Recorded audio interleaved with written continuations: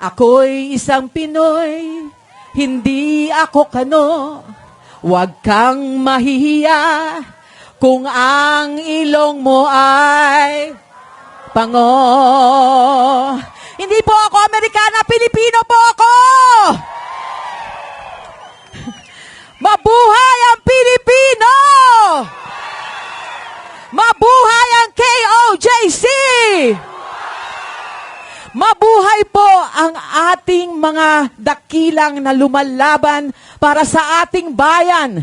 Ang mga idol ko po, si Sir Harry Roque. Palakpakan po natin. Ma'am Lorraine Badoy. Ka-Eric, Miss Vivian Velez. Lahat po ng mga vloggers, kilala ko kayong lahat. At ngayon po ako'y natutuwa. Ako naman po ngayon, dati po kasi ako si Ana po. Mapapakilala lang po ako. Matanda na ako. 61 na ako, pero nung kabataan ko, ako po ay si Ana and Soraya ng Fire sa Itbulaga po. Nakikinig po ako, dali-dali ko po sinuksok yung aking pantalon at tukmakbo dito. Hindi pa po ako naliligo. Ito po ang nag-udyok sa akin na tumakbo dito ngayon. Meron po akong kausap na dating musikero din. Alam mo kung sino ka. Hindi kita papangalanan pero balang araw ipapangalanan din kita. Walang hiya kang tao. Ang sabi ko sa kanya, bakit ka tumatawa sa mga komento tungkol sa nangyayari sa Davao? Sabi ko, madami nang namamatay doon. Sabi niya, mabuti pa mamatay na sila at tuwang-tuwa ako kung mamatay sila. Anong klaseng Pilipino yon?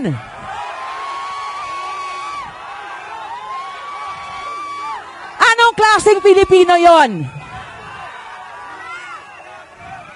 Hindi ko maatim na merong Pilipino na ganyan tumingin sa kapwa Pilipino. Hindi po importante na tayo ay Katoliko, Protestante, INC, o ano man po, KOJC, isang tao lang tayo. Puro tayo anak ng Diyos. Pare-pareho, pantay-pantay. Pantay-pantay po tayong lahat. Pantay-pantay. Meron lang po ako isang kwento sa inyo, kung mamarapatin nyo, sandali lang po. Pumunta po ako ng Siargao nung kasagsagan po nung Odette ba yun, di ba? Merong isang matanda na tumulong sa akin. Nung pumunta siya sa Manila, siya po ay indigente. Wala po siyang kapera-pera. Tinawagan ako 12:00 ng gabi. 9 o'clock pa lang ng umaga, nandun na siya sa ospital. Walang nag-aasikaso, kawawa yung matanda, 76 years old. Tumakbo po ako doon sa ospital. Hinahanap ko siya, sabi sa akin ng attending nurse, hanapin mo doon sa loob. Saan ko hahanapin? Ang dami-daming tao. Nagalit ako. Ginamit ko yung pagkablandina ko. Di ba? O tapos sabi ko, kayo maghanap. Di ba? Hinanap nila. Nung nahanap ko, ilalabas ko na po, indigente. 5,000 pesos ang hinihingi. Sabi ko, sige na, kausap ko yung mga kaibigan ko, mag-ambag na lang tayo nang mailabas natin siya. Pagdating ko sa cashier, ang sabi ng cashier sa akin, ma'am, eto na yung bill mo, 5,000. Tinignan ko yung bill, walang itemize, basta bayaran mo yung 5,000. Sabi ko, ba't ganito, nanakawin nyo yung 5,000 nung matanda? Di ba? So sabi ko, akala ko ba bagong Pilipinas? Parehas pa rin ah. Mas malala.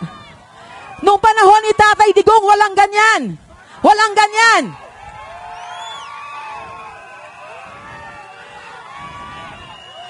Ang Pilipino kay Tatay Digong, pare-parehas. Sa panahon ni Tatay Digong, binigyan ng dignidad ang taong Pilipino, ang taong bayan. Ngayon, elitista rules again. Mga elitista, marami silang pera, wala silang pakialam kung anong mangyayari sa atin. Sabi ko pa naman doon sa kaibigan ko, na kaibigan ni, alam mo na, si Satanas. Sabi ko sa kanya, bobotohin ko yan. Yan. Alam niyo kung sino yan.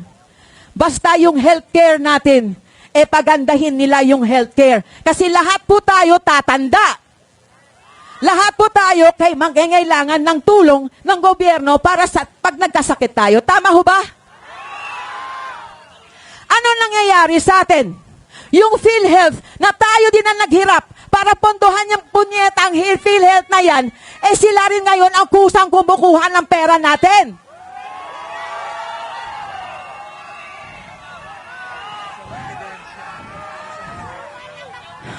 Okay. Tamang-tama kasi baka atakihin na ako sa galit, kailangan ko na talaga ng PhilHealth, no? Oh. Ang kaso, di ba? Itong PhilHealth ng ito, di ba? Meron tayong mga kamag-anak sa ibang bansa, di ba? Meron? Pag nagkasakit sila, daig pa ang Makati Med, kagandagan ng ospital. Tayo dito kawawa, oh, maglilimos pa tayo kung kani-kanino para mabayaran yung bill. Pag nakita yung bill, namatay na tayo, di ba? Eh ako 61 na. Ayokong tumanda sa bansa na to na hindi inaayos itong bansa na to. Gusto ayusin itong bansa na to, kaya kailangan tanggalin yung mga gagong yan.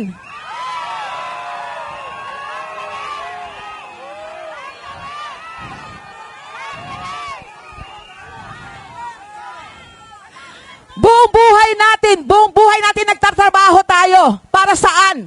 Para sa pagtanda natin, hindi tayo kawawa. Pero kung ito ang presidente natin, habang buhay tayo magiging kawawa.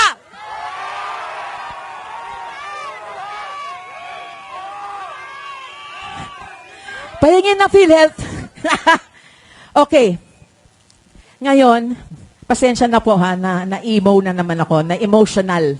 Kasi po, maski na ganito ang muka ko, no, na hindi naman ako masyadong Pinoy looking, pag tinastas nyo po ang dibdib ko at sinilip nyo ang puso ko, ako ay Pilipino!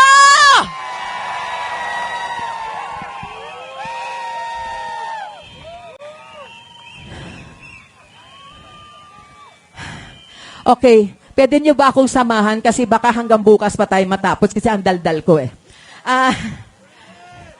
Mga KOJC, nakikiramay po ako.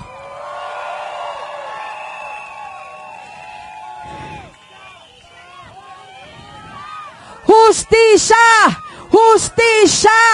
Hustisya! Hustisya! Hustisya! Hustisya! Hustisya! Okay. It doesn't matter. To my friends listening out there, I will speak in English. Kasi kung mga elitista kayo, I will speak in English. Okay? For all of you out there, I know that there are good people. Maraming mababait na tao dyan, pero takot lumantad. Maraming mababait na mga sinasabi ninyong elitista, pero may puso din para sa mahihirap. Please, come out. Come out. Come out. Come out! Come out! Come out! Come out! Come out! Come out! Come out! Come out! Come out! Come out! Come out! Come out! Come out! Come out! Come out!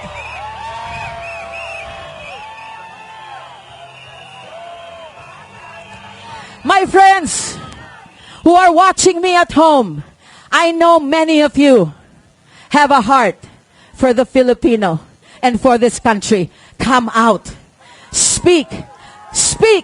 Hindi tayo pinalaki sa mga exclusive schools. Ateneo, St. Scholasticas, hindi tayo pinalaki doon para tayo manahimik. Dahil pag tayo ay tumahimik, ang ibig sabihin nun, kinakampihan natin ang mga demonyo.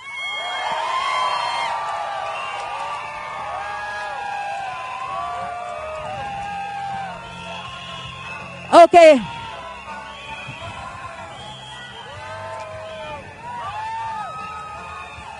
And to my Tatay Digong, you may be bastos, sabi nila. Foul mouth. Pero ikaw lang ang nagmahal ng Pilipino. I love you.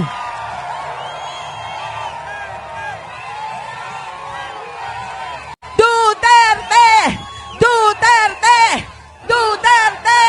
Duterte! Duterte! Duterte! Duterte! Duterte!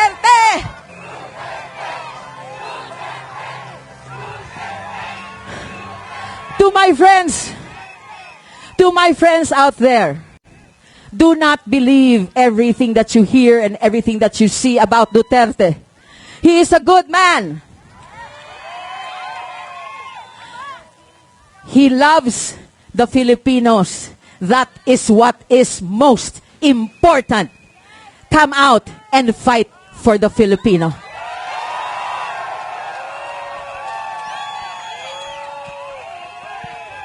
Okay. Now can you all, pinapawisan na ako, atakihin na ako nito. Sandali lang. Can you all sing with me? I think this is Attorney Vic's favorite song. I'm not sure. Ito lang po kasi ang pwede kong na-memorize na maiksi lang po, pero at alam natin lahat. Okay, ready? Let's all sing, ha?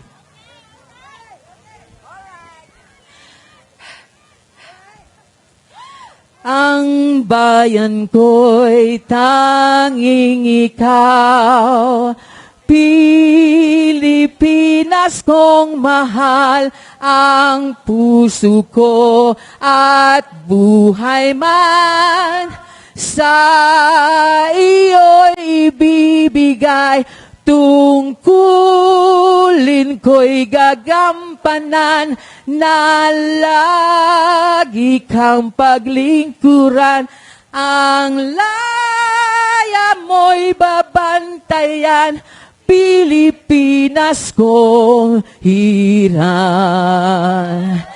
Ang bayan ko'y tanging ikaw, Pilipinas kong mahal, ang buhay ko at buhay man, sa iyo'y ibibigay, tungkulin ko'y gagampanan, na lagi kang paglingkuran, ang laya